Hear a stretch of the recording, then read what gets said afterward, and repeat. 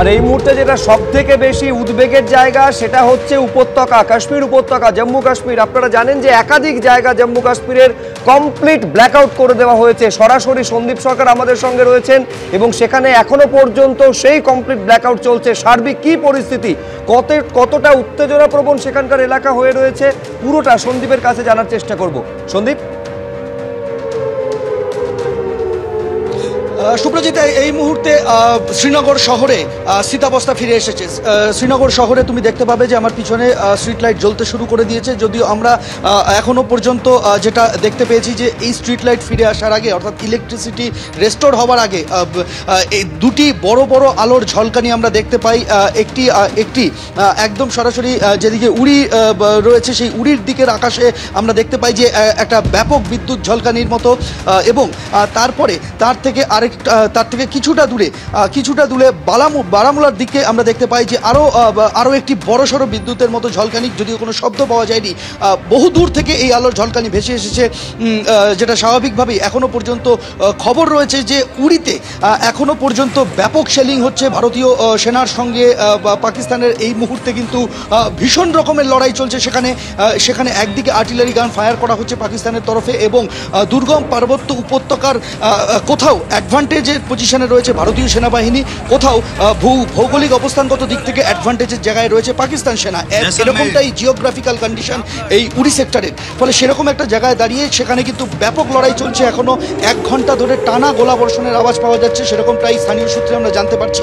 অন্যদিকে কিছুক্ষণ আগেই মধ্যরাতে বিএসএফের তরফ থেকে যেটা এখনো পর্যন্ত আমরা জানতে পেরেছি যে মধ্যরাতে একটা বড়সড় অনুপ্রবেশের চেষ্টা হয়, এবং সেই অনুপ্রবেশের চেষ্টা কিন্তু বিএসএফ বানচাল করে দিয়েছে। এটা সাম্বা সেক্টরে হয়েছে, জম্মুর সাম্বা সেক্টরে একটা বড়সড় ইনফিল্ট্রেশন অর্থাৎ অনুপ্রবেশের চেষ্টা হয়েছিল।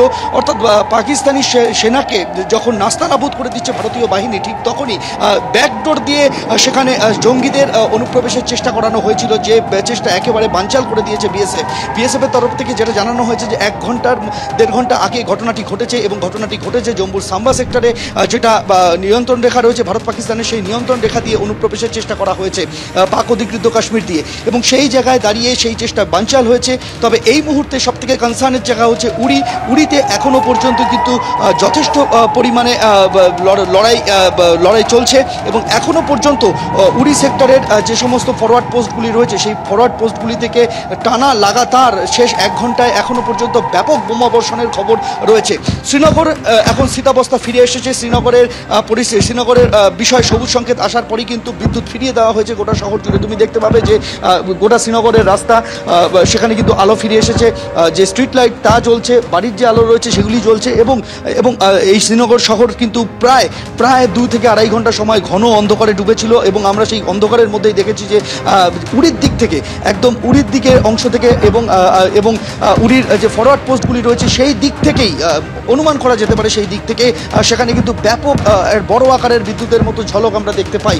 ফলে এই পরিস্থিতিতে দাঁড়িয়ে এই মুহূর্তে গোটা কাশ্মীরের যে ফরওয়ার্ড পোস্টগুলি রয়েছে, নিয়ন্ত্রণ রেখার যে ফরওয়ার্ড পোস্টগুলি রয়েছে, সেই ফরওয়ার্ড পোস্টগুলিতে কিন্তু এখনও লড়াই চলছে। আকাশপথে যেভাবে ভারতীয় বায়ুসেনা তারা এয়ার স্ট্রাইক করেছে, পাকিস্তানের ভেতরে ঢুকে একেবারে তছনছ করে দেওয়া হয়েছে পাকিস্তানের প্রায় সবকটা বড় শহরের ভেতরে তারা হামলা চালিয়েছে, কিন্তু ফরওয়ার্ড পোস্ট যেগুলি রয়েছে নিয়ন্ত্রণ রেখায়, সেখানে এখনও পর্যন্ত পাক সেনাবাহিনী ভারতীয় সেনাবাহিনীর সাথে লড়াই চালাচ্ছে, এবং ভারতীয় সেনাবাহিনীর তরফে ব্যাপক ক্ষয়ক্ষতি করা হয়েছে পাকিস্তানের সেনাবাহিনীর যে পোস্টগুলি রয়েছে সেগুলিতে। কিন্তু যেখানে ভৌগোলিক অবস্থানগত সুবিধা রয়েছে সেই সুবিধাকে কাজে লাগিয়ে পাকিস্তান সেনাবাহিনী এখনও সেখানে পাল্টা লড়াই চালিয়ে যাচ্ছে। তবে সাধারণ মানুষজন, তাদের অনেককেই নিচে নামিয়ে আনা হয়েছিল, অনেকেই নিরাপদ জায়গায় কুপওয়ারাতে নিয়ে আসা হয়েছিল, কাউকে উড়ি শহরে নিয়ে আসা হয়েছিল। সেই সমস্ত জায়গায় মানুষজন নিরাপদে রয়েছেন, কিন্তু যারা এখনও সেই ফরওয়ার্ড পোস্টের কাছাকাছি অংশে ছিলেন তাদের বাড়িঘরে ক্ষয়ক্ষতি হয়েছে এখনও পর্যন্ত, সেরকমটাই খবর। তবে বিস্তারিত তথ্য সকাল না হলে পাওয়া যাবে না। এই মুহূর্তে কিন্তু প্রবল লড়াই চলছে মূলত উড়ি সেক্টরে, আর বাকি যে সেক্টরগুলি রয়েছে সেখান থেকে এই মুহূর্তে বড় ধরনের কোনো পাকিস্তানের তরফে আক্রমণের কোনো খবর নেই।